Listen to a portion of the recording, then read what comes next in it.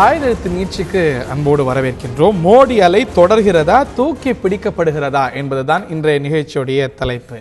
ஏனென்றால் இப்பொழுது ஒரு கருத்து கணிப்பு வெளியாக இருக்கிறது. இன்றைய சூழ்நிலையில தேர்தல் நடக்குமாயின் 360 சீட்டை தேசிய ஜனநாயக கூட்டணி பெறும். ஏறத்தாழ ஒரு 300 சீட்டை பாஜகவிலே பெற முடியும்.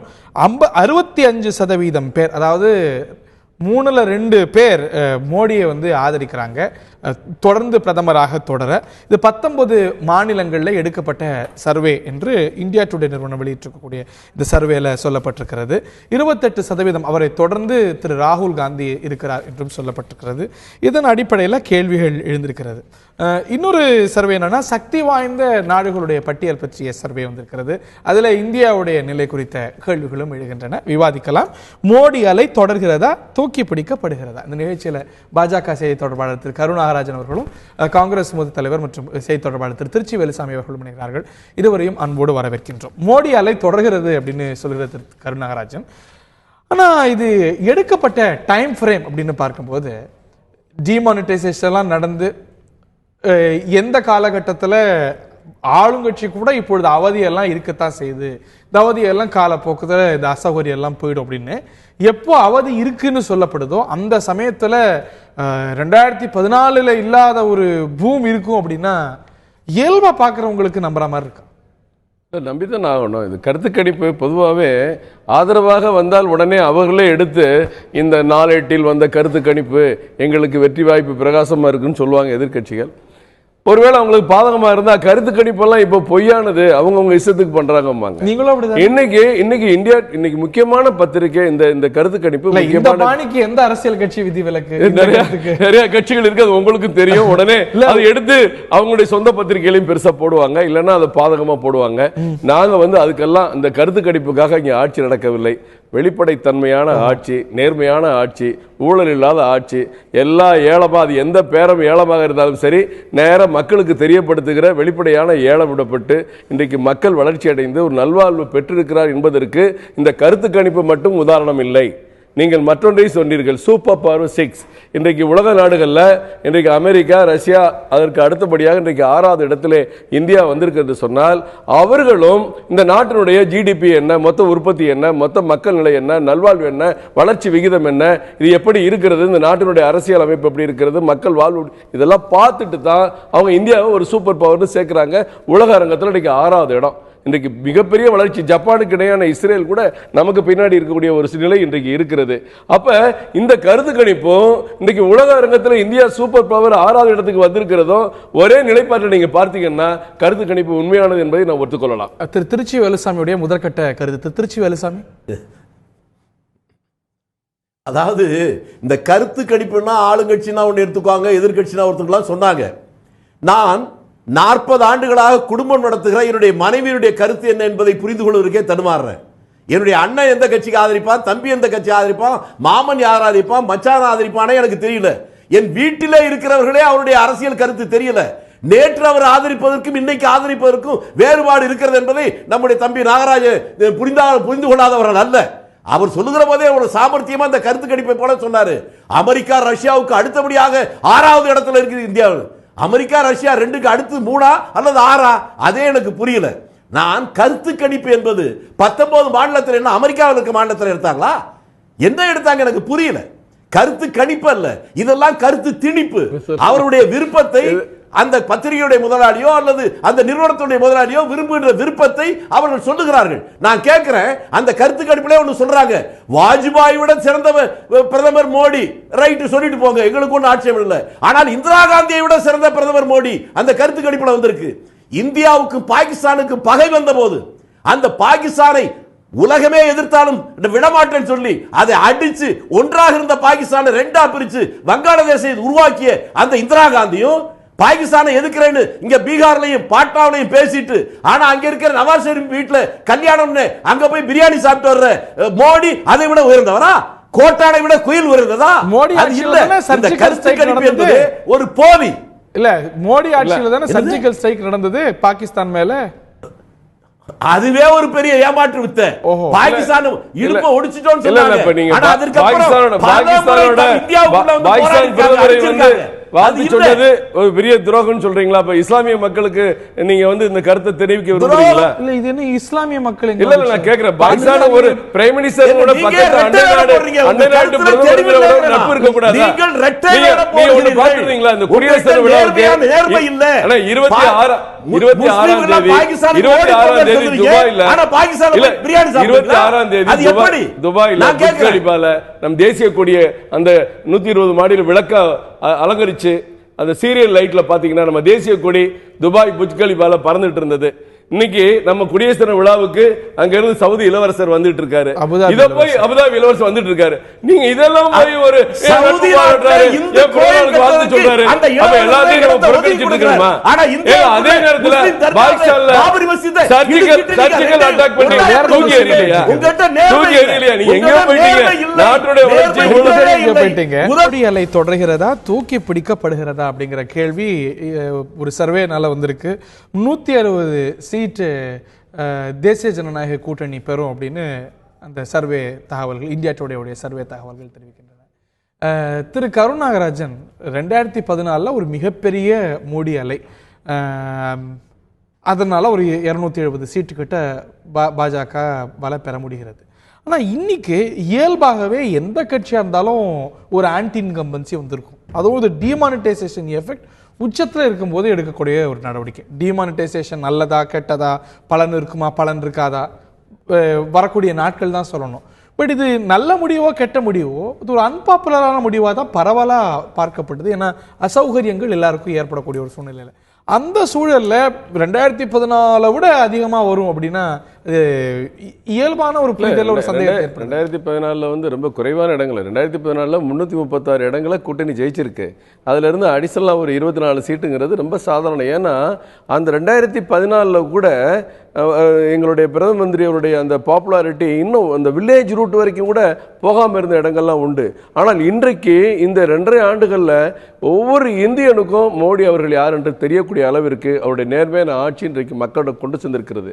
டிமானிட்டைசேஷனை பொறுத்த வரைக்கும் எதிர்க்கட்சிகள் வேணா கூக்குரலிடலாம், மக்கள்கிட்ட யாரும் அது ஒரு பெரிய எதிர்ப்பான பிரதிபலிப்புங்கிறது குஜராத் கிடையாது.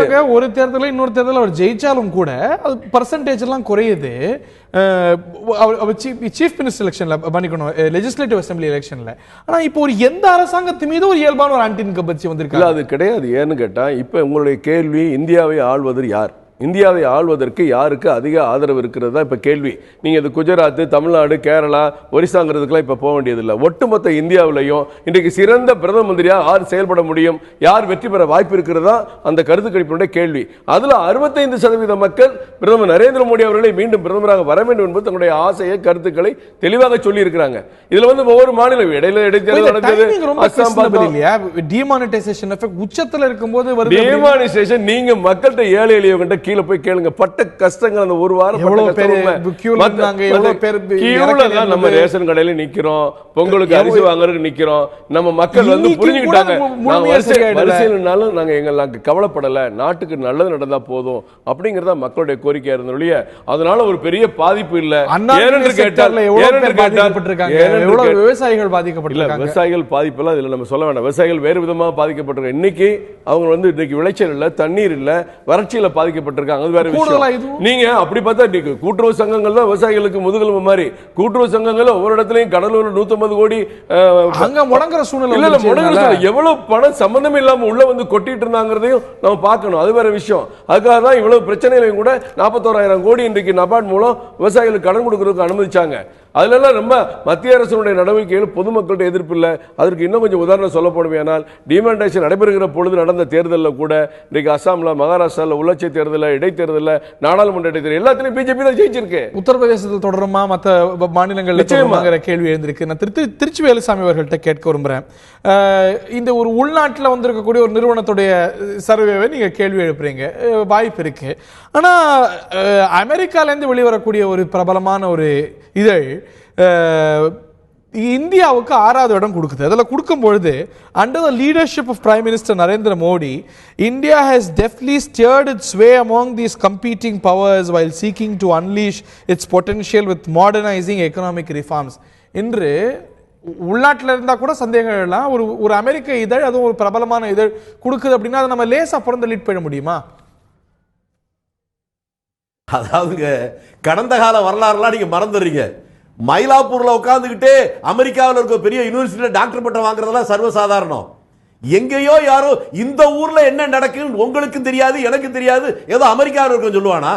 இந்த நாட்டில் என்ன முன்னேற்றம் இருக்கு அல்லது பின்னேற்றம் இருக்கு தெரியாதா? இந்த கருத்து கணிப்பிலே ஒன்றை நான் சொல்றேன், ரெண்டு மட்டும் போதும், வேற எதுவுமே வேணாம்.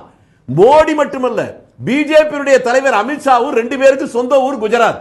அந்த குஜராத்ல சமீபத்தில் உள்ளாட்சி தேர்தல் நடந்துச்சு. 8300 சில்லற இடங்கள்ல 6200 இடங்கள் காங்கிரஸ் ஜெயிச்சிருக்கு. வெறும் 2000 சில்லற இடங்கள்ல தான் பிஜேபி ஜெயிச்சிருக்கு. இதுல யார் கூட கட்சி சின்னம் இல்லாதது 75% காங்கிரஸ் ஜெயிச்சிருக்கு. நடந்த உள்ளாட்சி தேர்தல் கட்சி சின்னங்கள் இடங்கள் தான் ஏறத்தாழ 60% என்பதை வெளிச்சம் நல்லாவே தெரியும். நீங்க கட்சி சின்னமே இல்லாம ஜெயிச்ச எல்லாருமே காங்கிரஸ்ல போய் கணக்கு சேர்க்காதீங்க.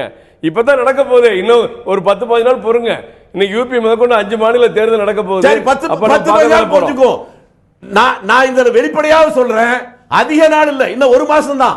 உத்தரப்பிரதேசத்தில் கடந்த தேர்தலில், பாராளுமன்ற தேர்தலில் இந்தியாவிலேயே அதிகமான எம்பிக்களை உத்தரப்பிரதேசத்தில் பிஜேபி பெற்றுச்சு. இப்ப சட்டமன்ற தேர்தல் வரப்போகுது. இந்த தேர்தலில் அந்த அடிப்படையில் பார்த்தா எல்லாரையும் புறந்தள்ளிட்டு பெரிய வெற்றி உங்களுக்கு வரணும். வருதான்னு பாப்போமா? நிச்சயமா வரணும். நீங்க என்ன தைரியத்துல இல்ல, நீங்க ஐலேசியால கூட சேர்ந்துங்கற தைரியத்துல நீங்க சொல்றீங்க. நீங்க தனியா காங்கிரஸ் தனியா நீங்க போறீங்க இல்லனே. நீங்க பிஜேபி மாதிரி தனியா உத்தரப்பிரதேச சந்திக்கிற தேர்தல் சந்திக்கிறதா இருந்தால் நீங்கள் இந்த சவால் விடலாம். நீங்க தான் அகிலேஷ் யாதவ் கூட சேர்ந்துல இருக்கீங்க. அவங்க கூட்டணி நீங்க ஜெயிச்சிரலாம், வெளிய போறாங்க. நீங்க சிவசேனாவே ஓடி போச்சு. உங்களை நம்பறதுக்கு அவங்களே தயாரா இல்ல. உங்க கூட சேர ஆள் இல்ல. எங்க கூட புதிதாக சேர வந்திருக்காங்க. எங்களுக்கு சேர வர்றது இல்ல, துணை இல்லாதவர்கள், புதிய நண்பர்கள் வர்றாங்க. நேற்று வரை உங்களுக்கு நண்பர்களாக இருந்தவர்கள் இப்ப வெளியே போயிட்டு இருக்காங்க. இதுல இருந்தே நீங்க புரிஞ்சு கொள்ளணும். புரிஞ்சு கொள்ளல தேர்தல்ல கூட்டணி மாறத்தான் செய்யும். தேர்தல்ல கூட்டணி சேர்றதுக்கு தமிழ்நாட்டில் எத்தனையோ நாட்கள் ஆர்வமா இருந்த கட்சிகள் இருக்கு. அதே நேரத்தில் போன தேர்தல் காங்கிரஸே வேண்டாம் சொல்லி ஓடின கட்சிகளையும் நீங்க பார்க்கத்தான் செய்றீங்க. தேர்தலுக்கு தேர்தல் கூட்டணி மாறுவது வந்து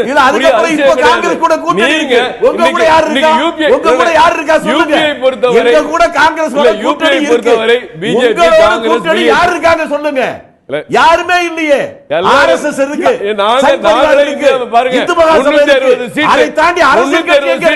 இந்தியாவுல ஒரே தலைவர் 65% ஆதரவு பெற்ற தலைவராக இருக்கிறார். நீ அது போல யோசிச்சு பாருங்க.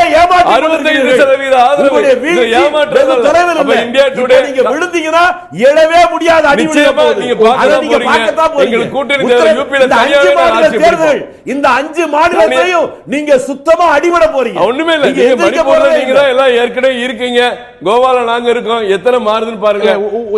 இது வந்து உத்தரப்பிரதேச தேர்தல் உள்ளிட்ட மாநில தேர்தலில் எதிர்க்க வேண்டிய ஒரு விஷயம். உண்மை பஞ்சாப்ல என்ன நிலைமை? பஞ்சாப்ல உங்க ஆட்சி தானே இருக்கு. Point taken mister Veluchamy. இதுல உத்தரப்பிரதேச தேர்தல் உள்ளிட்ட தேர்தலில் இது எதிரொலிக்கும் இல்லையா? அதுல வந்து தெளிவா தெரிஞ்சிருக்கும். நிச்சயமாக யூபியில் நடந்த கடந்த பேரணியில ஏறத்தாழ ஒரு 15 லட்சம் மக்கள் ஒரே இடத்துல இந்திய வரலாறு இல்லாத அளவிற்கு அன்றைக்கு மோடி அவருடைய பிரதம மந்திரியுடைய பேச்சை கேட்க திரண்டதை நாம் எல்லா பத்திரிகை தொலைக்காட்சிகளை பார்த்தோம். அது ஒரு பக்கம் இருந்தாலும் இன்றைக்கு சிறந்த பிரதம மந்திரி இவர்கள் தான் என்று இந்திய மக்களை முடிவு செய்து விட்டார்கள். யூபியில 4 ஃபேக்ஷன் இருக்கு, உங்களுக்கும் தெரியும். BJP, Congress, BSP, Bahujan SP. இந்த 4 பேர்ல இவர் காங்கிரஸ் வந்து அங்க சேர்ந்து நாங்கள் ஜெயிப்போங்கிற ஒரு கனவுல இருக்காங்க. ஏற்கனவே அகிலேஷ் யாதவ்ல அந்த கட்சி வேட்பாளர்கள் அங்கே தோற்கடிக்கிறதுக்கு அந்த கட்சி வேட்பாளர் தயாரா இருக்காங்க. அங்க இருக்கிற குடும்ப சண்டை தமிழ்நாட்டுல மாதிரி அங்கே சில குடும்ப சண்டைகள் இருக்கு. இந்த 65% நாட்டுடைய பெரிய மாநிலத்தில் எதிரொலிக்கணும். பெரிய மாநிலத்தில் கேள்வி பிரதம மந்திரி ஆகுவதற்கு தகுதி பெற்றவர் யார், யார் வெற்றி பெற வேண்டும், யார் ஆள வேண்டும் என்ற முடிவு இது மாநிலத்துக்கு மாநிலம் வேறுபடக்கூடிய வாய்ப்பு இருக்கிறது. ஆனாலும் நிச்சயமாக இந்த 5 மாநில தேர்தலில் நிச்சயம் பிஜேபி தான் வெற்றி பெறும். ஓகே, பார்ப்போம். Proof of the pudding is in the eating என்று சொல்வார்கள். நடக்கும் பொழுது நம்ம ரொம்ப தொலைவில் இல்லை முடிவுகள் தேர்தல் எல்லாமே. பொறுத்திருந்து பார்ப்போம். இந்த நிகழ்ச்சியில் பங்குண்ட விருந்தர்கள் இருவருக்கும் பார்த்த நேர்களுக்கும் நன்றி. வணக்கம்.